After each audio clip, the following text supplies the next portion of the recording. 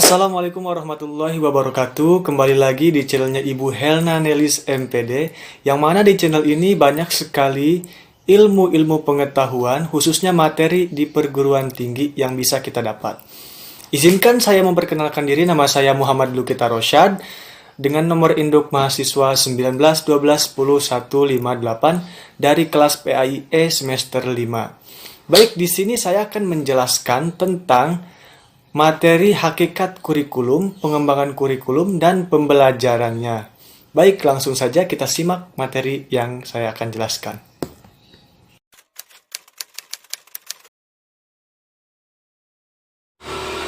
Yang pertama adalah hakikat kurikulum. Sudahlah kita ketahui bahwasanya kurikulum itu berasal dari bahasa Latin, yakni kurir yang artinya pelari, dan curere yang artinya tempat berlari. Maksudnya adalah suatu jarak yang harus ditempuh oleh seorang pelari mulai dari garis start sampai dengan garis finish. Menurut SK Mendiknes Undang-Undang Nomor 232 Tahun 2000, kurikulum adalah seperangkat rencana dan pengaturan mengenai isi maupun bahan kajian dan pembelajaran serta cara penyampaian dan penilaiannya yang digunakan sebagai pedoman penyelenggaraan kegiatan pembelajaran untuk mencapai pendidikan tertentu. Adapun menurut para ahli, yaitu salah satunya yaitu menurut Inlaw tahun 1966, ia mengemukakan bahwa kurikulum adalah usaha menyeluruh yang dirancang oleh pihak sekolah untuk membimbing murid-murid tersebut memperoleh hasil pembelajaran yang sudah ditentukan oleh lembaga ataupun sekolah tersebut.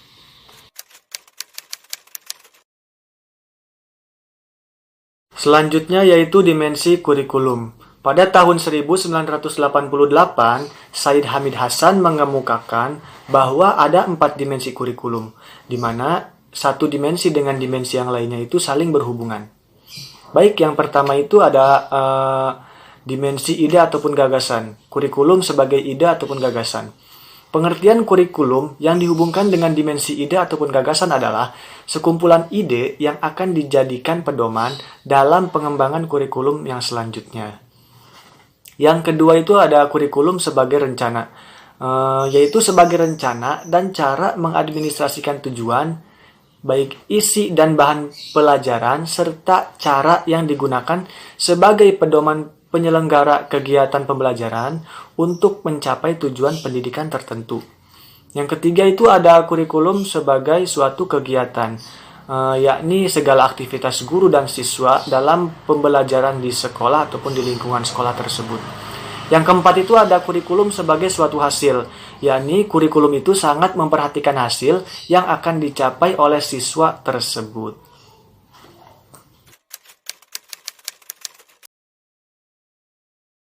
Selanjutnya yaitu fungsi kurikulum. Kurikulum dalam dunia pendidikan itu digunakan sebagai perangkat rencana dan digunakan sebagai pengaturan sejumlah mata pelajaran yang mana harus dipelajari oleh peserta didik dalam menempuh pendidikan di lembaga pendidikan tersebut. Kurikulum itu pada dasarnya memiliki fungsi sebagai pedoman dan acuan bagi penggunanya. Artinya ketika kurikulum itu digunakan oleh seorang pendidik, maka kurikulum tersebut berfungsi sebagai pedoman dalam mengajar dan melaksanakan kegiatan pembelajaran.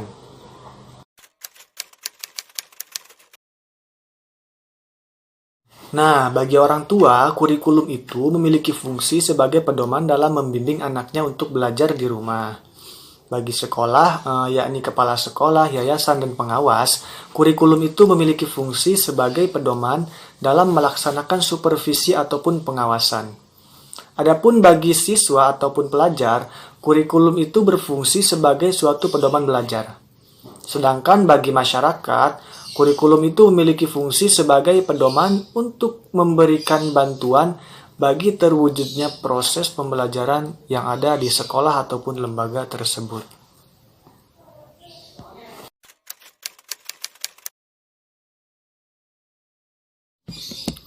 Selanjutnya itu tujuan kurikulum. Menurut saya sih tujuan kurikulum itu untuk melancarkan proses pendidikan yang ada di lembaga ataupun sekolah tersebut. Karena tanpa adanya kurikulum itu pasti sistem pembelajaran itu tidak akan terorganisir dengan baik.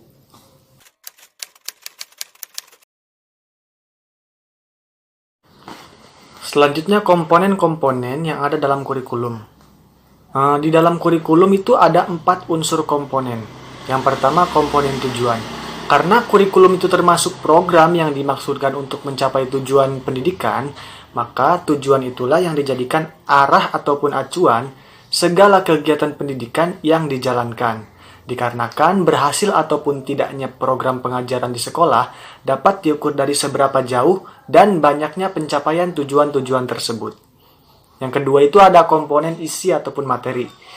Isi program kurikulum adalah segala sesuatu yang diberikan kepada peserta didik dalam kegiatan belajar mengajar dalam rangka mencapai tujuan. Nah, adapun isi kurikulumnya meliputi jenis-jenis bidang studi yang diajarkan dan isi program masing-masing bidang studi tersebut disesuaikan dengan jenjang pendidikannya.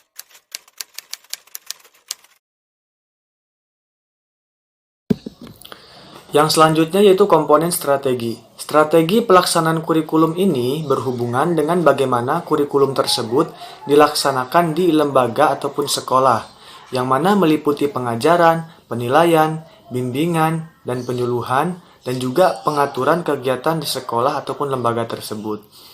Nah, yang keempat ataupun yang terakhir komponennya adalah komponen evaluasi.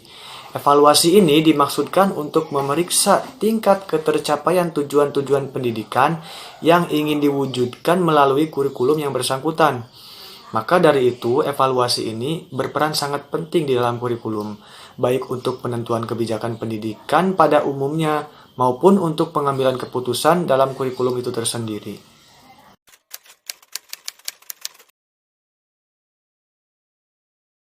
Selanjutnya yaitu hakikat pengembangan kurikulum. Pada hakikatnya, pengembangan kurikulum adalah proses penyusunan rencana tentang isi dan bahan pelajaran yang harus dipelajari serta bagaimana mempelajarinya. Menurut para ahli, pada tahun 1985, Seller dan Miller mengemukakan bahwa proses pengembangan kurikulum itu adalah rangkaian kegiatan yang dilakukan secara terus-menerus, yang mana meliputi orientasi, pengembangan, implementasi, dan evaluasi. Nah, mereka berdua ini memandang bahwa pengembangan kurikulum itu harus dimulai dari menentukan orientasi, yakni kebijakan-kebijakan umum yang meliputi aspek-aspek sebagai berikut, yakni tujuan pendidikan, pandangan tentang anak, pandangan tentang lingkungan, konsep tentang peranan seorang guru, dan evaluasinya. Nah, berdasarkan orientasi selanjutnya, kemudian dikembangkan kurikulum tersebut menjadi pedoman pembelajaran. Diimplementasikan dalam bentuk proses pembelajaran dan evaluasi. Nah, hasil evaluasi tersebut kemudian dijadikan bahan dalam menentukan orientasi. Nah, begitu seterusnya hingga membentuk siklus.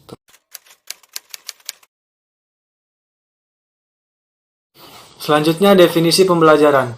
Dalam Undang-Undang Nomor 20 Tahun 2013 tentang Sisdiknas Pasal 1 Ayat 20 yang berbunyi, pembelajaran adalah proses interaksi peserta didik dengan pendidik dan sumber belajar pada suatu lingkungan.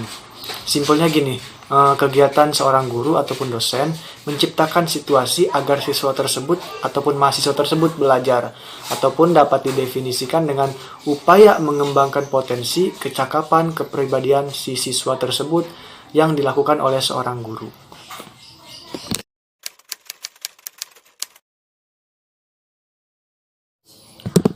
Selanjutnya, hubungan kurikulum dan pembelajaran. Nah, pembelajaran ini adalah merupakan bentuk aplikasi dari kurikulum. Hubungan keduanya ini sangatlah erat. Mereka memiliki keterkaitan yang sangat padu. Karena tanpa kurikulum ini, pembelajaran tidak akan efektif. Dan sebaliknya, tanpa pembelajaran, kurikulum itu tidak berarti apa-apa.